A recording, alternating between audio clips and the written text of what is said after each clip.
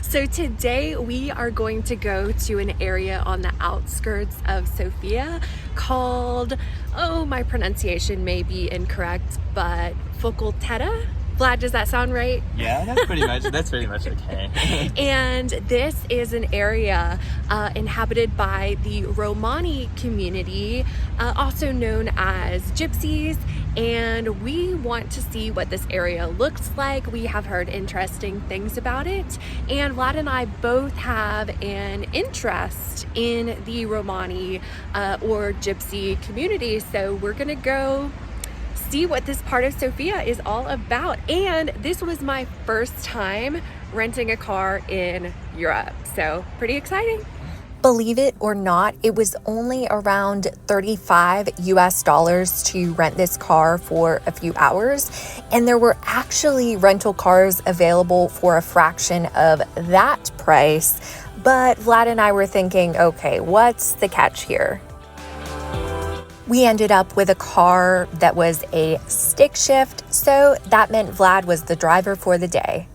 We made it to the Romani neighborhood area, but we parked the car. I think we both need to just take a few deep breaths because that was stressful. But we're gonna drive around, and we specifically wanted to bring a car into this area rather than take the metro and then walk for our safety.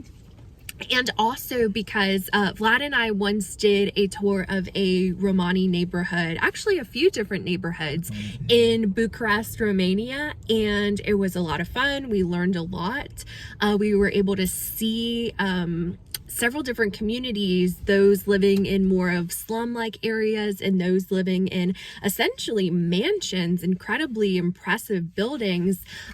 But it was our understanding that they didn't like to be filmed. And when I say they, I mean members of the Romani community. They don't want to be treated like a spectacle or a tourist attraction, which I do understand.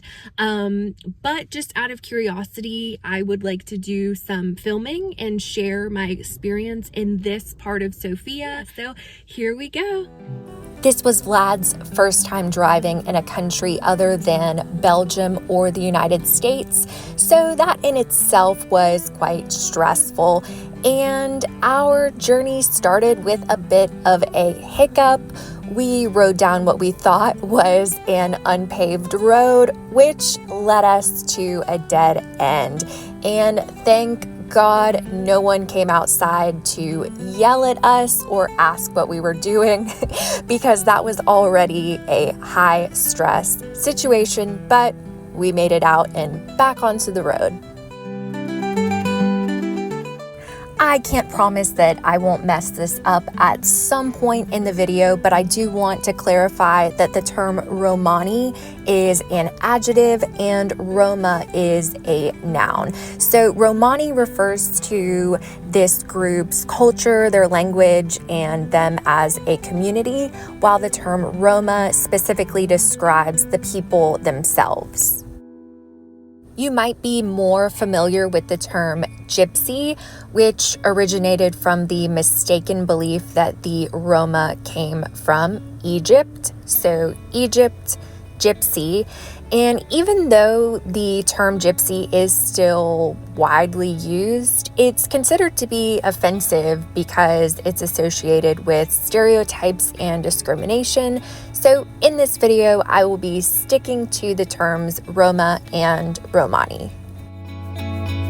If you did not know, the Romani people are one of Europe's largest ethnic minorities, with origins tracing back to northern India around 1,500 years ago. Today, the Romani people are spread across Europe, with the largest populations found in Romania, Bulgaria, Hungary, and Slovakia. Historically, the Roma have faced widespread discrimination, forced assimilation, and social exclusion across many European countries. During World War II, it is estimated that around 500,000 Roma were killed in the Holocaust.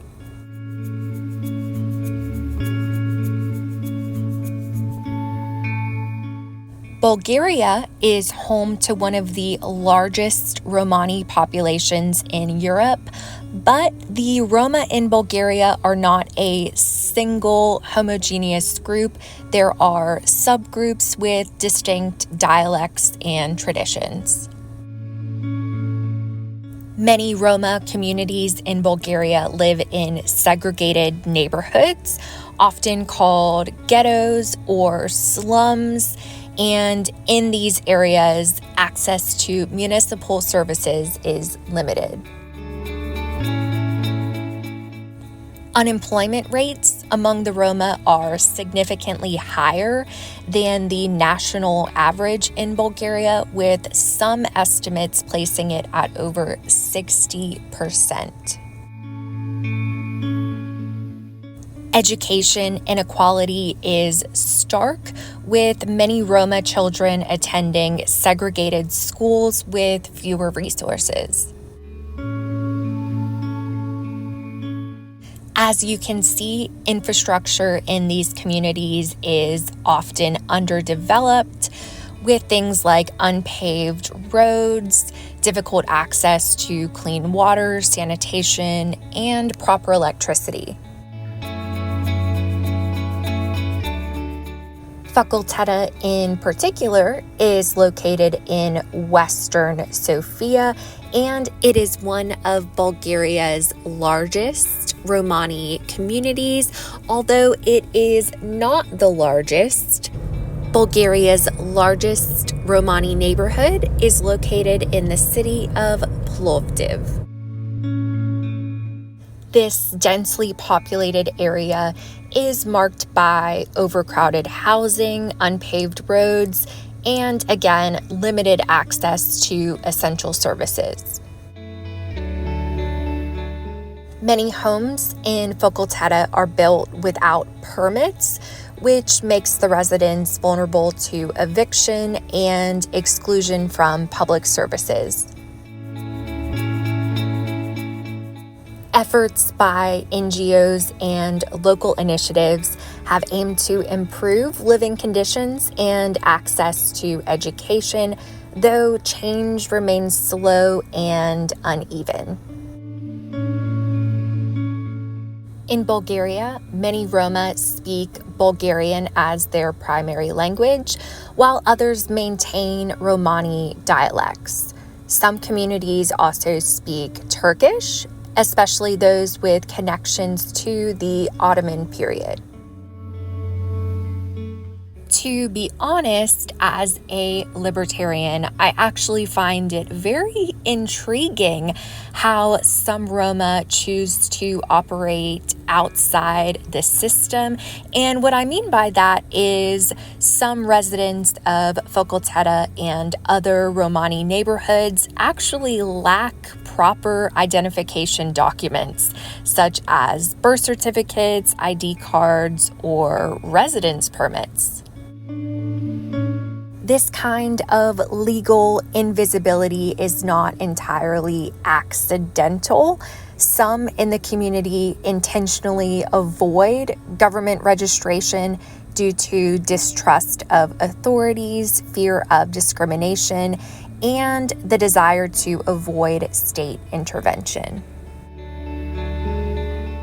Historically, interactions with the state have often been negative for the Roma, ranging from forced assimilation policies during the communist era to police harassment and discriminatory practices today. For many in Fakulteta, living off the grid is seen as a form of self-preservation and autonomy, even if it comes with the cost of exclusion from healthcare, education, and legal employment opportunities. Despite being cut off from formal employment, Fakulteta is a hub of informal economic activities. These are typically unregistered and untaxed, providing a way to sustain livelihoods outside the state's oversight. Vlad, how you doing?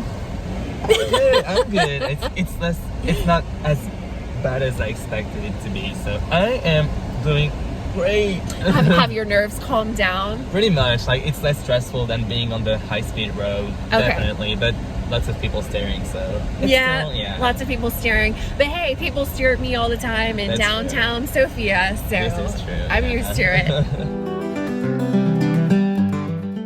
One common source of income for the Roma is collecting and selling scrap metal. So men and sometimes entire families gather metals from construction sites, abandoned buildings, and landfills to sell to local scrap dealers.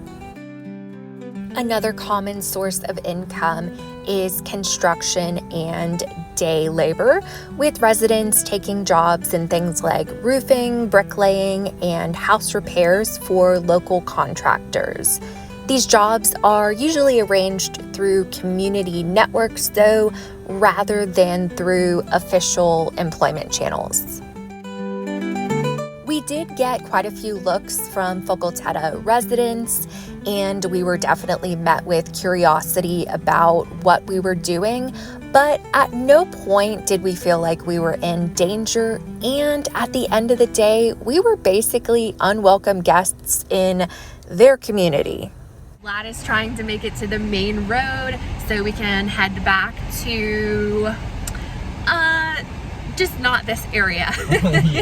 And we just had to make a 3-point turn out of an area, and we had a guy come up to the car, and it seemed like he wanted to chit chat, but Vlad and I were like, yeah, let's just reverse and make our way out of this area. And he actually kind of started to follow us for a little bit, so we got the hint. It sounds like he wanted to make sure we left. But we are leaving Fakulteta. This was definitely a thrilling and enjoyable experience. What I did not want this to be is one of those videos where people claim to have visited the most dangerous gypsy ghetto in whatever country they are visiting. I believe you can be curious about a community while still being respectful. So hopefully you enjoyed this and learned something too.